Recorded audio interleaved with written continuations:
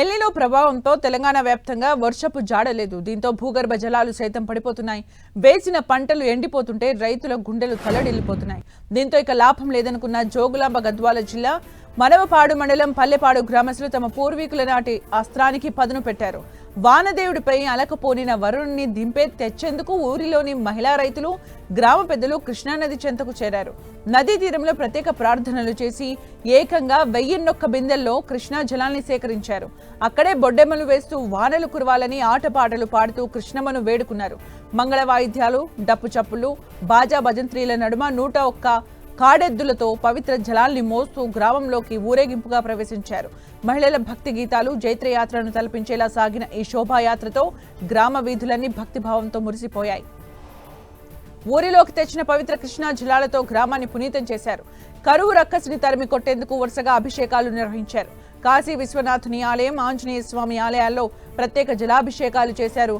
గ్రామ దేవతలు, ఊరి బొడ్రాయికి శాంతి పూజలు, పర్యావరణాన్ని కాపాడే బిల్వం, రాగి, వేప చెట్లకు జల తర్పణాలు నిర్వహించారు. ఇలా చేస్తే తప్పకుండా వారం 10 రోజుల్లో వర్షం కురుస్తుందని గ్రామస్తుల విశ్వాసం. ప్రతి ఏటా ఈ పూజ ముగిసిన వెంటనే ఆకాశానికి చిల్లు పడినట్టు వర్షం కురుస్తుందని గ్రామస్తులు చెబుతున్నారు. ఈసారి కూడా వరుణ దేవుడు కరుణిస్తాడని గ్రామ పెద్దలు ధీమా వ్యక్తం చేస్తున్నారు.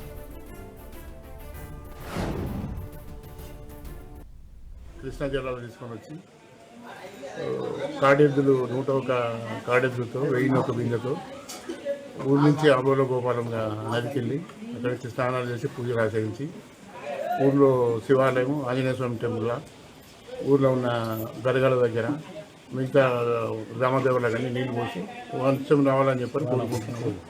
ప్రతి సంవత్సరం ఇదే విధంగా వర్షాలు వస్తాయన్న ఆశతో మేము ఈ పూజలు చేస్తున్నాం. ఈ సంవత్సరం వర్షం పడుతుందనే ఆశతో ఈసారి కూడా ఆదిలాబాద్ పట్టణంలో కెమికల్ డ్రగ్స్ అక్రమ విక్రయాలకు పాల్పడుతున్న ముఠా గుట్టును టౌన్ పోలీసులు రట్టు చేశారు. సర్జరీల సమయంలో మాత్రమే వినియోగించాల్సిన టర్మిన్ మత్తు ఇంజెక్షన్లను మెడికల్ ఏజెన్సీలు, మెడికల్ షాపుల నుంచి అక్రమంగా సేకరించి గంజాయి వినియోగదారులకు అధిక ధరలకు విక్రయిస్తున్నట్లు పోలీసులు గుర్తించారు. ఈ ముఠాలో మొత్తం 3 అరెస్ట్ చేశారు. మరో 4 పరారీలో ఉన్నట్లు ఆదిలాబాద్ జిల్లా ఎస్పీ అఖిల్ మహాజన్ తెలిపారు. బహిరంగ మార్కెట్లో 390 రూపాయల విలువైన ఈ ఇంజెక్షన్ను ఏకంగా 1500 రూపాయల వరకు విక్రయిస్తున్నట్లు గుర్తించామన్నారు. పరారీలో ఉన్న వారి కోసం గాలిస్తున్నట్లు ఎస్పీ తెలిపారు. టర్మిన్ పేరులో ఒక ఇంజెక్షన్ దొరికింది. ఈ జస్ట్ సర్జరీ డాక్టర్స్ దగ్గర ఉండాల్సింది. ఇతను ఏం చేస్తున్నారంటే ఇతను వాడుతున్నారు, ఇతను కాకుండా కొంతమంది ఆ డ్రగ్స్ అలవాటైన వాళ్ళకి అమ్ముతున్నారు. దీనిలో ఒక పర్సన్ నిన్న రిమాండ్ కూడా అయ్యారు. చోటా ముషరఫ్ అతని పేరు. అతను కూడా ఇతను అమ్ముకున్నారు, ఇతను అంటున్నారు. అతని దగ్గర నుంచి మనకి 2-3 బాటిల్స్ దొరికినాయి. అతను ఎవరి నుంచి కొనుక్కుంటున్నారంటే ఒక సయ్యద్ కమరుద్దీన్ ఉన్నారు. ఇతను గెట్ వెల్ మెడికల్ షాప్ ఉంది మన ఆదిలాబాద్లో. అతని నుంచి ఇతను కొనుక్కుంటున్నారు. మరియు ఇంకొక రమేష్ గౌడ్, ఇతను కరీంనగర్ అయినా ఇక్కడ కూడా ఇతను జగదంబ ఫార్మసీ ఉంటుంది and surgical RTC bus stand. వీళ్ళిద్దరి నుంచి కొనుక్కుంటున్నారు. ఈ ఆర్ఎంపీ 390-400 రూపీస్లో కొనుక్కొని ఒక్కొక్క బాటిల్ 1500కి అమ్ముతున్నారు.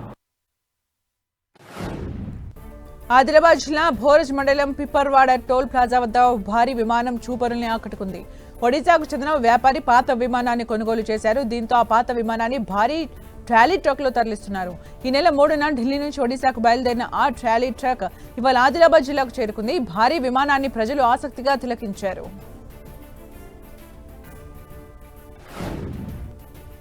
మంచిర్యాల జిల్లా కేంద్రంలోని కలెక్టర్ కార్యాలయం ఎదుట తెలంగాణ ప్రాంత ఉపాధ్యాయ సంఘం తపస్ ఆధ్వర్యంలో ఉపాధ్యాయులు ఆందోళనకు దిగారు. తమ న్యాయమైన డిమాండ్లను ప్రభుత్వం వెంటనే పరిష్కరించాలని కోరుతూ ధర్నా నిర్వహించారు. ఈ సందర్భంగా విద్యారంగానికి సంబంధించిన పలు సమస్యలు ప్రభుత్వం దృష్టికి తీసుకెళ్లిన తపస్ నాయకులు ఉపాధ్యాయుల సమస్యల్ని నిర్లక్ష్యం చేయకుండా వెంటనే పరిష్కరించాలని డిమాండ్ చేశారు. తమ డిమాండ్లను నెరవేర్చే వరకు పోరాటాన్ని కొనసాగిస్తామని హెచ్చరించారు. ప్రభుత్వం సానుకూలంగా స్పందించి ఉపాధ్యాయుల సమస్యలకు తక్షణమే పరిష్కారం చూపాలని విజ్ఞప్తి చేశారు.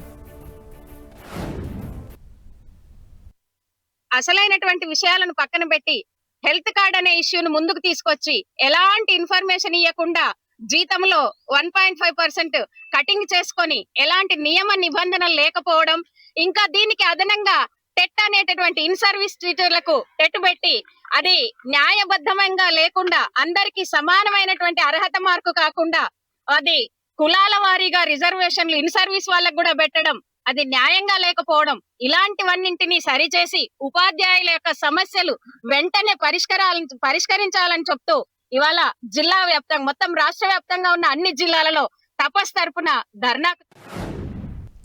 సర్కారు బడుల్లో చదువుకునే విద్యార్థులకు పాఠశాలల్లో ఎలాంటి ఇబ్బందులు తలెత్తకుండా ప్రభుత్వం చర్యలు చేపడుతోంది. అందులో భాగంగానే జిల్లా కలెక్టర్ రాజర్షి షా ఆదేశాలతో పాఠశాలలో ఫిర్యాదుల పెట్టెల్ని ఏర్పాటు చేశారు. విద్యార్థులు పాఠశాలలో ఎదుర్కొనే సమస్యల్ని లిఖితపూర్వకంగా రాసి ఈ బాక్స్ లో వేస్తున్నారు. ప్రతి 15 రోజులకోసారి సంబంధిత పాఠశాలల ప్రధానోపాధ్యాయులు ఫిర్యాదు పెట్టెను తెరిచి అందులోని ఫిర్యాదుల్ని పరిశీలించి అవసరమైన చర్యలు చేపట్టనున్నారు. జిల్లా కలెక్టర్ రాజర్షి షా ప్రత్యేక చొరవతో ఇప్పటికే దాదాపు 80% పైగా పాఠశాలలో ఫిర్యాదు పెట్టెలు ఏర్పాటు చేశారు. కలెక్టర్ చొరవతో ఫిర్యాదు బాక్సుల్ని ఏర్పాటు చేయడంపై విద్యార్థులతో పాటు ఉపాధ్యాయులు సైతం హర్షం వ్యక్తం చేస్తున్నారు.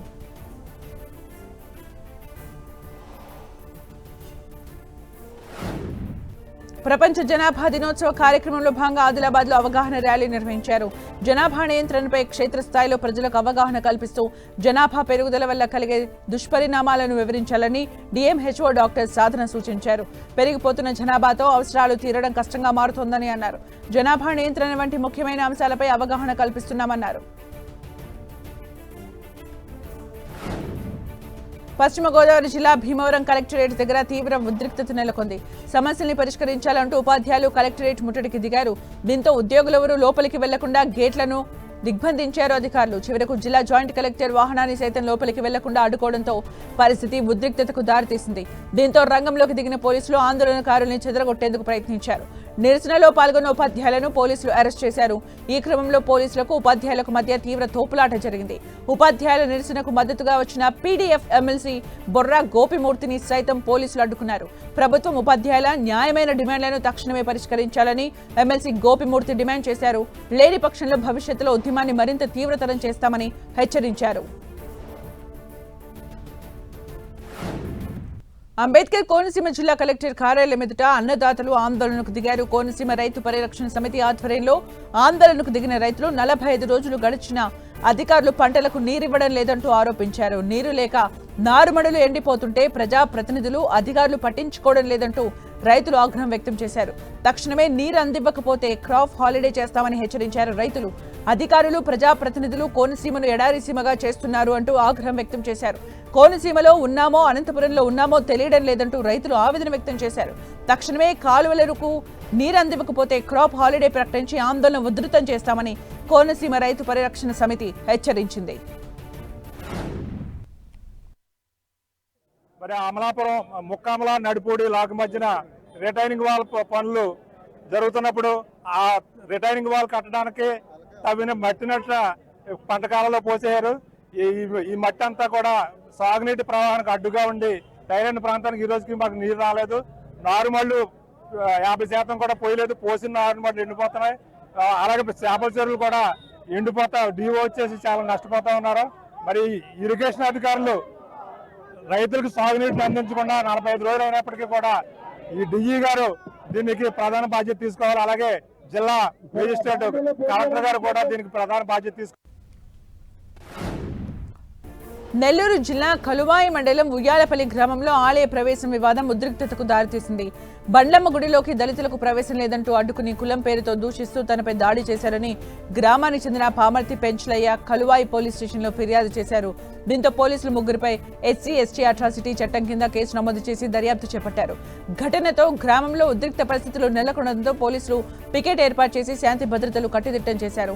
సిఐ శ్రీనివాసరావు, ఎస్ఐ కోటయ్య గ్రామానికి చేరుకుని గ్రామస్తులతో మాట్లాడి ఎలాంటి అవాంఛనీయ ఘటనలకు పాల్పడకుండా శాంతి సామరస్యాల్ని కాపాడాలని సూచించారు.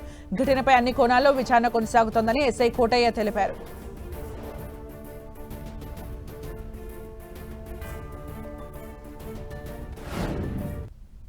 నేను పొంగలు పెట్టుకునేకపోయి గుళ్ళోపల ఏమో జరుగుతుంటే గేట్ కాడికి పోయి నిలుచుకొని అటు తొంగి చూసినాను.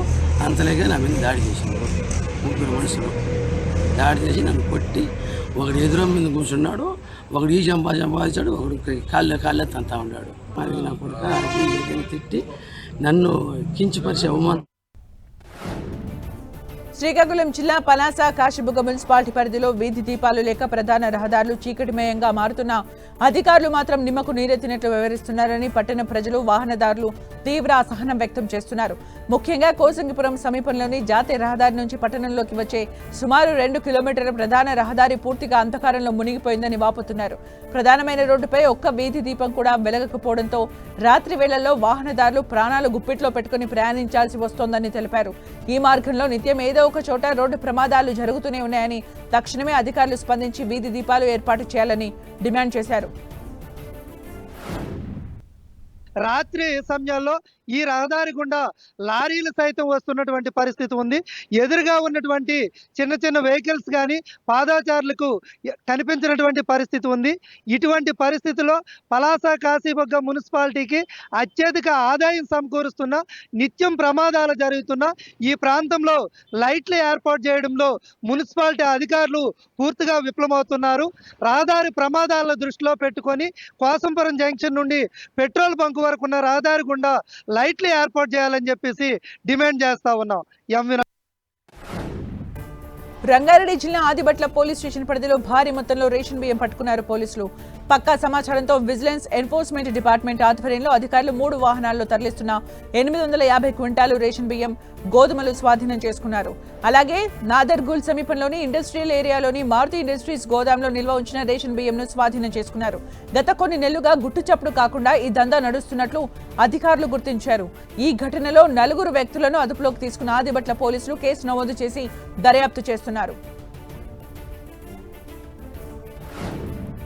పెద్దపల్లి జిల్లా ధర్మారం మండలంలో రవాణా శాఖ అధికారులు తనిఖీలు నిర్వహించారు. మండలంలోని ఎర్రగుంటపల్లి శివారులో మట్టిని ఓవర్లోడ్తో తీసుకుని వెళ్తున్న 4 లారీలను పట్టుకున్నారు. పరిమితికి మించి వాహనాల్లో రవాణా చేస్తే చట్టపరమైన చర్యలు తప్పవని ఉమ్మడి కరీంనగర్ జిల్లా రవాణా శాఖ స్పెషల్ స్క్వాడ్ హరిత యాదవ్ హెచ్చరించారు. ఉమ్మడి జిల్లా వ్యాప్తంగా రోడ్లపై తిరుగుతున్న వాహనాలపై రవాణా శాఖ అధికారుల తనిఖీలు కొనసాగుతున్నట్లు తెలిపారు. అధిక లోడ్తో వెళ్తున్న వాహనాల్ని స్వాధీనం చేసుకుని కేసులు నమోదు చేసి వాహనాల్ని సీజ్ చేశారు. రవాణా శాఖ ఇచ్చిన అనుమతులకు లోబడి వాహనాల్ని రోడ్లపై నడపాలని సూచించారు. అనుమతులు ఉల్లంఘిస్తే చట్టపరమైన చర్యలతో పాటు వాహనాల్ని సీజ్ చేస్తామని హెచ్చరించారు.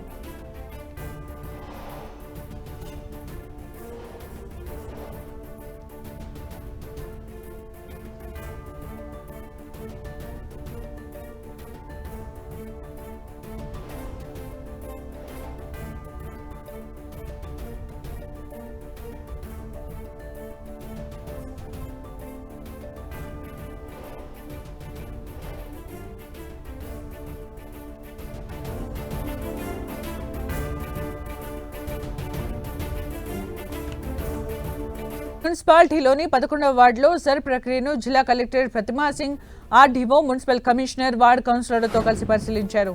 ఈ సందర్భంగా జిల్లా కలెక్టర్ ప్రతిమా సింగ్ మాట్లాడుతూ సార్ నమోదుకు ఈ నెల 24 వరకు అవకాశం ఉందన్నారు.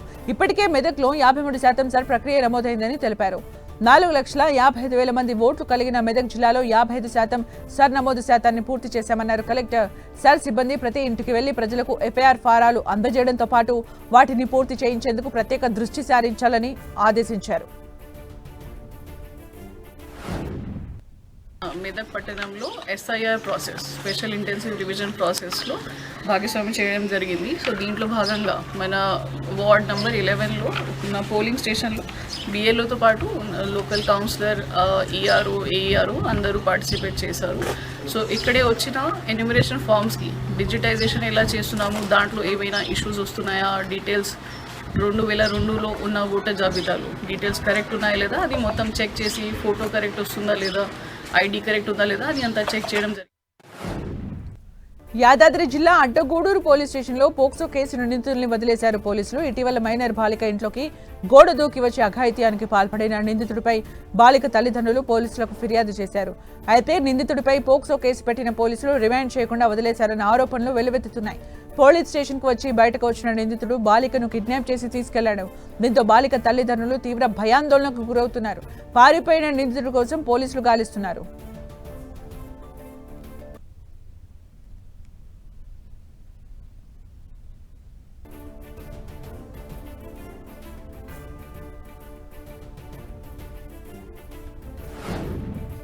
మెదక్ జిల్లా రామాయంపేటలో ఏబీవీపీ రాష్ట్ర శాఖ పిలుపుతో ప్రభుత్వ ప్రైవేట్ కళాశాలల బంద్ నిర్వహించారు. రాష్ట్రంలో 20 లక్షల మంది విద్యార్థులు ప్రభుత్వం అందించే ఫీజు రియంబర్స్మెంట్ స్కాలర్షిప్ పైనే ఆధారపడి చదువుకుంటున్నారని, కానీ ప్రభుత్వం మాత్రం ఫీజు రియంబర్స్మెంట్ విడుదల చేయడం లేదని ఆరోపించారు. రాష్ట్ర ఖేల్కో కన్వీనర్ బండారి ప్రశాంత్ రాష్ట్ర వ్యాప్తంగా 11,000 కోట్ల బకాయిలు పేరుకుపోయాయన్నారు. ప్రభుత్వ నిర్లక్ష్యం కారణంగా ప్రతి ఏటా 2 లక్షల మంది విద్యార్థులు డ్రాప్ అవుట్ అవుతున్నారని ఆగ్రహం వ్యక్తం చేశారు.